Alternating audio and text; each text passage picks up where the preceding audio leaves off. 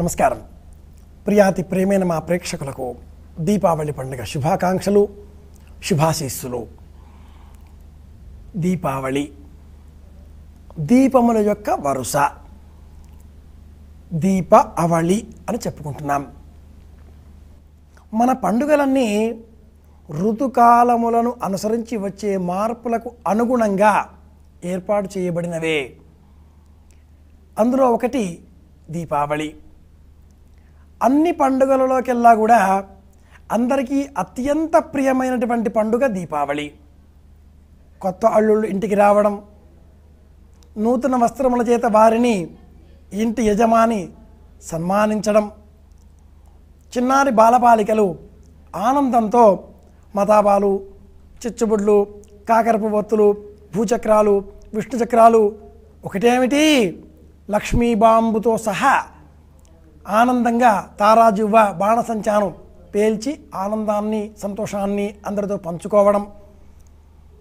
చిన్నారి బాలబాలికలు పేరంటముల పేరుతో ఒకరి ఇంటికి మరి ఒకరు వాయనములను ఇచ్చిపుచ్చుకోవడం, ధనలక్ష్మీదేవిని అర్చించడం, యజమాని గతించిన పితరులను స్మరించుకుంటూ వారికి ప్రీతికరంగా తర్పణములను వదిలిపెట్టడం, యమదీపం దానం చేయడం, అలాగే అక్క చెల్లెళ్ళు తమ అన్నదమ్ములకు ప్రీతికరంగా భోజన భాజనాదులను అందచేయడం, గోపాలకులు గోవులను అలంకరించి వాటిని గౌరవించడం, కృష్ణ పరమాత్ముడు గోవర్ధన పర్వతాన్ని చిటికన వేలిన ధరించి గోప సహస్రములన్నింటినీ కూడా, ప్రాణులన్నింటినీ కూడా రక్షించినటువంటి గోవర్ధనోద్ధరణ దృశ్యాన్ని జ్ఞాపకం తెచ్చుకొని సంప్రదాయం తెలిసిన వారు వాకిలిలో అటువంటి ఏర్పాట్లను చేసి ఆనందించడం.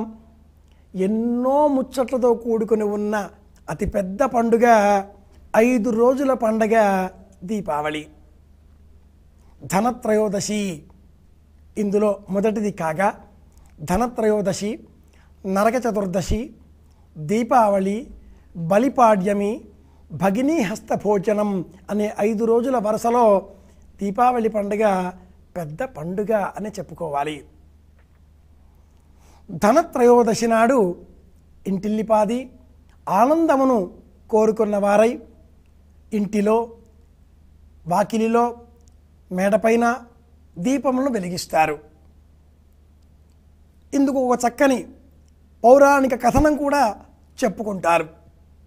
పూర్వం హిముడు అనే మహారాజు కుమారుడు అల్పాయుష్యం కలవాడు అని తెలిసినటువంటి ఆ ఇల్లాలు, అతడి భార్య, ఆ హిముడు అనే మహారాజు కోడలు తన భర్తకు ఏ విధంగా ఈ అల్పాయుష్యం అనే దోషం తొలగిపోతుందా అని తెలుసుకొని యమధర్మరాజుకు ప్రీతికరంగా అకాల మృత్యువు తన భర్తను వరించకుండా ఉండే నిమిత్తమై ఇంటిలో ఉండేటటువంటి సకల బంగారు ఆభరణములను వీధిలో, వాకిలిలో, ముందు గుమ్మం వద్ద రాశిగా పోసి ఆ పైన ఒక దీపం వెలిగించి ఇంటిలో ప్రతి చోట కూడా దీపాలను వెలిగించి శ్రీమన్నారాయణమూర్తి స్తోత్రం చేసింది. యమధర్మరాజు వచ్చాడు, దీపకాంతులను పరికించాడు, ఆనందంతో వెనుదిరిగి వెళ్ళిపోయాడు. ఆ హిముని కుమారుడు రక్షింపబడ్డాడు, అపమృత్యు అనే దోషం తొలగిపోయింది. ఆ దంపతులు కలకాలం జీవించారు. ఇది ధనత్రయోదశి సంబంధించినటువంటి పౌరాణిక కథనం. ధన్తేరస్ అని ఉత్తర భారతదేశంలో ఈ పండుగకు ఉండేటటువంటి పేరు. ఈరోజు బంగారం కొంటే ఆ బంగారం ఇతోధికంగా వృద్ధి అవుతుంది అనేటటువంటి విశ్వాసం కూడా లోకంలో ప్రచురితమై ఉన్నది, వ్యాపించి ఉన్నది. బంగారం కొనడం అంటే దుఃఖం పెంచుకోవడమే అంటుంది సంప్రదాయం. బంగారాన్ని వితరణ చెయ్యాలి, దానం చెయ్యాలి. దానం చెయ్యాలి అంటే ముందు నా దగ్గర కొంత చేరి ఉండాలిగా, కొనాలిగా, అందుకని సేకరించాలి. యజమాని అయినవాడు అపరిమితమైన ధనాన్ని, ఆహారాన్ని సముపార్జించాలి అంటుంది ఉపనిషత్తు. ఇలా సంపాదించినటువంటి ఆహారాన్ని, ధనాన్ని అందరితో పంచుకోవాలి. దానికి ప్రతీక ఈ ధనత్రయోదశి పండుగ. ఇలా ఈరోజు మనం దీపాలను వెలిగించడం ప్రారంభం చేస్తాం. అలాగే ఈరోజు రాత్రి ఉల్క దీపదానం అన్న పేరుతో ఒక దీపాన్ని కూడా మేడపైన వెలిగిస్తాం. ఆ దీపాన్ని చూచి ఇంతకాలము ఈ లోకాన్ని అంటిపెట్టుకొని మనలను ఆశ్రయించి ఉన్నటువంటి పితరులు, వసు రుద్ర ఆదిత్య గణములు, సోమ పితృ యమోంగ్రస్వార్తాగ్నివాహనాది 7 గణములైనటువంటి పితరులు తిరిగి వారి వారి లోకాలకు వెళ్ళిపోతారు. వారికి మార్గనిర్దేశం చేసే విధంగా దీపాలను వెలిగించడం ఈ ధనత్రయోదశి రోజుతో ప్రారంభం చేయాలి. ఇది మొదటి రోజు వృత్తాంతం. 5 రోజుల పండుగ నుండి ఇది. ఇక రెండవ నాడు ఈ పండుగ నరక చతుర్దశి అన్న పేరుతో మనకు అనేకములైన శుభములను తెచ్చేటటువంటి పండుగ. ఇది శుభ దీపావళిలో రెండవ రోజు. నరకాంత్రాయతే యది, ఎవరైతే నరకంలో ఉన్నారో అటువంటి పితరులకు ఉత్తమ లోకములు ప్రాప్తించే విధంగా, పొందింపజేసే విధంగా మనం చేసేటటువంటి క్రియాకలాపములకు అనువైనటువంటి రోజు నరక చతుర్దశి. అయనాంశ కథలకు సంబంధించిన వృత్తాంతములు దీంతో ముడిపడి ఉన్నాయి. 26,800 సంవత్సరాలకు పూర్వం ఈ భూమి 1 డిగ్రీ జరిగి నరకుడు అనబడే తూర్పు దిక్కును చూపించేటటువంటి నక్షత్ర మండలం కాకుండా ధ్రువుడు అనే నక్షత్ర మండలాన్ని, ప్రస్తుతం మనం తూర్పుగా నిర్దేశం చేసుకున్న మండలాన్ని ఆశ్రయించింది. ఆ కదలికకు అనుగుణంగానే ఈ నరక చతుర్దశి అనే రెండవ రోజును మనం పండుగగా నిర్వహించుకుంటున్నాం. ఈరోజు గతించిన పితరులకు ప్రీతికరంగా, వారికి ఉత్తమ లోకాలు ప్రాప్తించే విధంగా నువ్వులు, బియ్యము, వస్త్రములు వీటిని తప్పకుండా దానం చెయ్యాలి. అలాగే ఉదయం యమదానం, యమదీపదానం అన్న పేరుతో యమధర్మరాజుకు ప్రీతికరంగా దీపం వెలిగించాలి. యమాయ నమః, చిత్రగుప్తాయ నమః, మూర్త్యవే నమః, అంతకాయ నమః అనే 4 నామములు ఉచ్చరిస్తూ సూర్యోదయానికంటే పూర్వమే లేచి స్నానాదికాదులు పూర్తి చేసుకొని ఇలా ఒక దీపంలో 4 దిక్కులకు 4 దీపములను వెలిగించాలి. ఒక ప్రమిదలో 4 దీపములను వెలిగించాలి. ఆ పిమ్మట యమతర్పణం అన్న పేరుతో 14 నామములను ఉచ్చరిస్తూ యమాయ నమః, మూర్త్యవే నమః, ధర్మాయ నమః, అధర్మాయ నమః అనేక నామములు ఉన్నాయి. ఆ 14 నామములను ఉచ్చరిస్తూ యమతర్పణం చెయ్యాలి. బియ్యమును వినియోగించి ఈ యమతర్పణం చేయడం ఒక సంప్రదాయం. అలాగే కృష్ణుడు సత్యభామ సమేతుడై నరకునిపైకి యుద్ధానికి వెళ్ళి ఆ నరకుడిని సంహరించి ఈ నక్షత్ర మండలాలన్నింటికీ కూడా 16,000 కన్యకామణులందరికీ కూడా మోక్షం ప్రసాదించాడు, బంధనాల నుంచి విముక్తిని కలిగించాడు అనే వృత్తాంతాన్ని కూడా స్మరించుకునే విధంగా నరకుని పేగులా ఏమి అనే విధంగా ఉదయమే పాయసమును స్వీకరించడం ధర్మం, ఆచారంగా ఏర్పాటు చేసింది.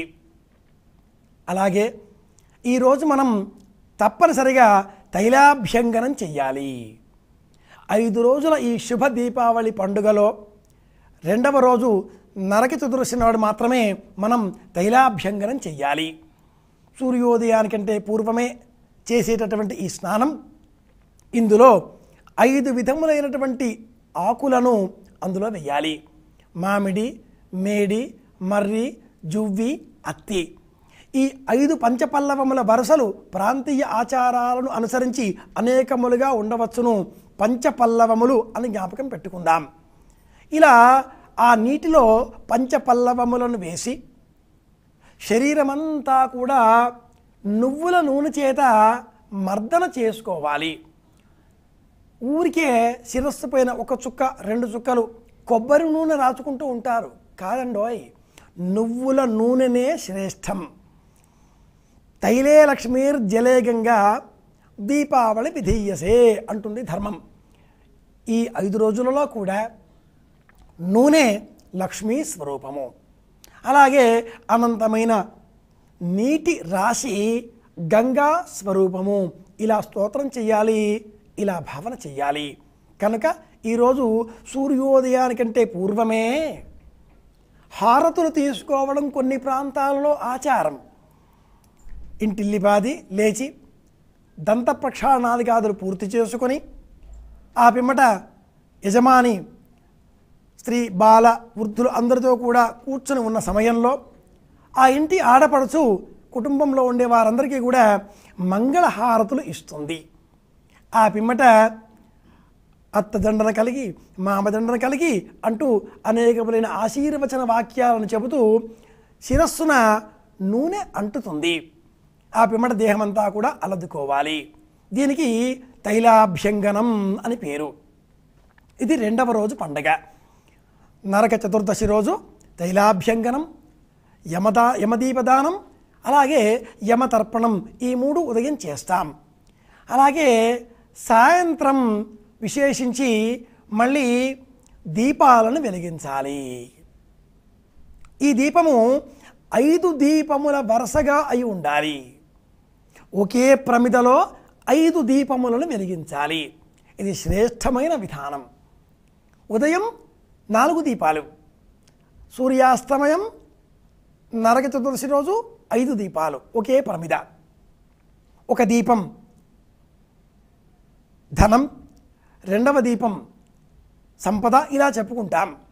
ఈ 5 దీపాలలో మొదటి దీపం మోక్షము, రెండవ దీపము ధనము, మూడవ దీపము సంపద, నాలుగవ దీపము ఐశ్వర్యము, ఐదవ దీపము అఖండైశ్వర్యము, ఆనంద స్వరూపము.